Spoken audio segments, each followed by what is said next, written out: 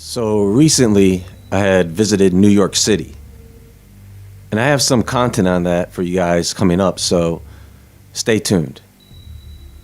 And I know that most of you who have visited this city understand the meaning of the word metropolis.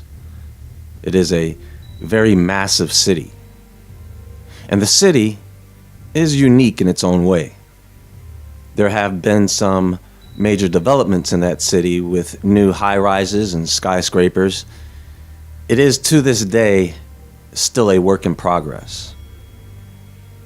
Now, we've seen some pretty impressive structures being built in certain cities around the world, but there is a new city that has been in development that may take the crown as the city of the future. And that city is Neom. New Enterprise Operating Model, Neom, also meaning new future. It is not just a smart city, but what they call a cognitive city, where you have a clean energy environment and the coexistence of AI and the population. You know, there is something that I have always wondered about people wanting to colonize Mars, and I'm thinking, aren't there plenty of deserts to bring back to life and colonize here? Well, it appears that Saudi Arabia has been doing just that with Neom, the city of the future, and a realization of Tomorrowland.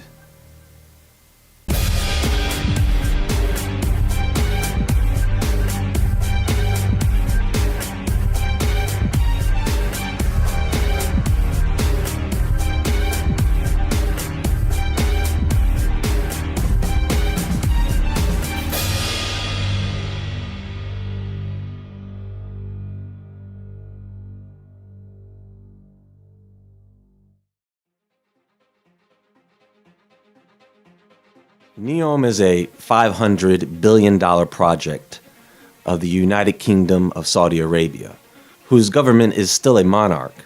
After the death of King Abdul, his son and heir to the throne, Prince Mohammed bin Salman, known for his big spending habits, governing a $1.4 trillion empire, laid out the plans for the new city, which was announced in 2017.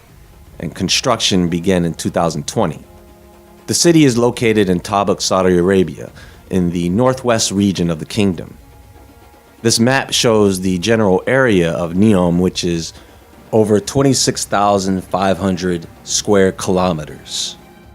Now, if you are looking at this map thinking, gee, that looks familiar, this right here is a map of the Neo-Babylonian Empire. I'm telling you, you can't make this up. Now, of course, ancient Babylon's borders extended outside of Saudi Arabia. Neom is still built on the land of the old empire. It would be located right next to the ancient city. So already, we have a pretty good idea of what the energy over there is going to be like.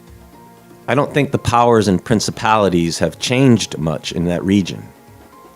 So if you Google map this location, it's only a couple of years into development. So of course, much of what you see online is concept art.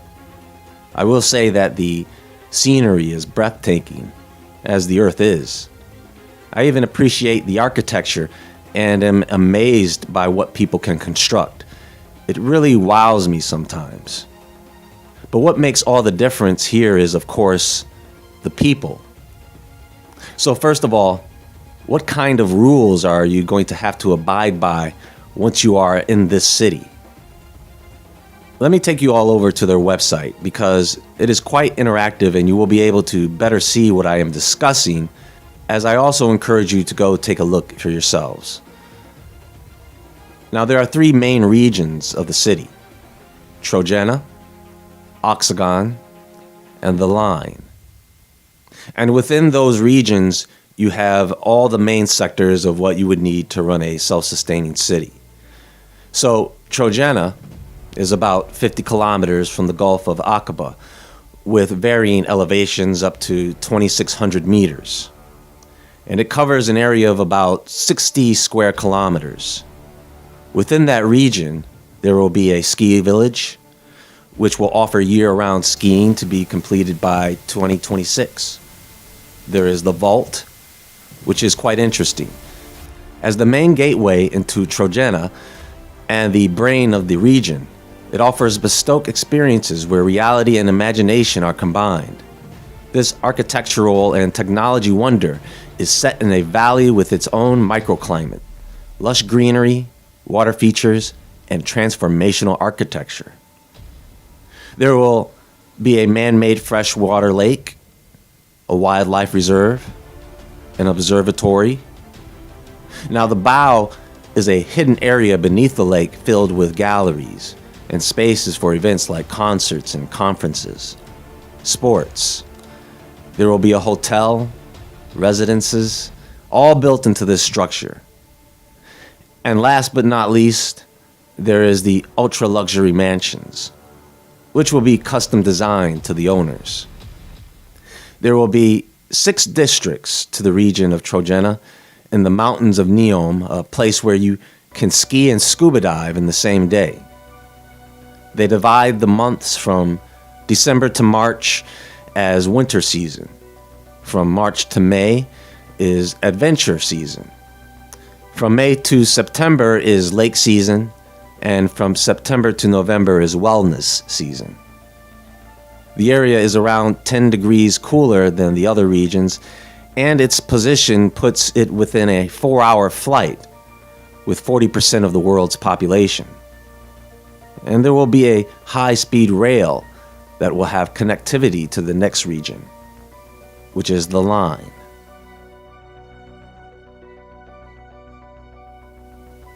Mohammed bin Salman states, "I present to you the line, a city of 1 million residents with a length of 170 kilometers that preserves 95% of nature within Niyom, with 0 cars, 0 streets, and 0 carbon emissions."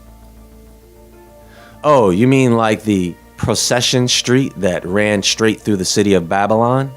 Like that? You guys may want to look into King Hammurabi, the Babylonian king who developed Babylon into a city-state. He worked on the infrastructure and built bridges and walls that surrounded the city. But he was kind of two-faced when it came to diplomacy and dealing with other kings, although they say he was a fair ruler of the people. So the line that runs through Niyom, well, I should tell you that there are no cars in Niyom. They want you to walk for the most part because there is high-speed transportation. And from what I understand, most of that will be underground. There are 4 major areas of the line.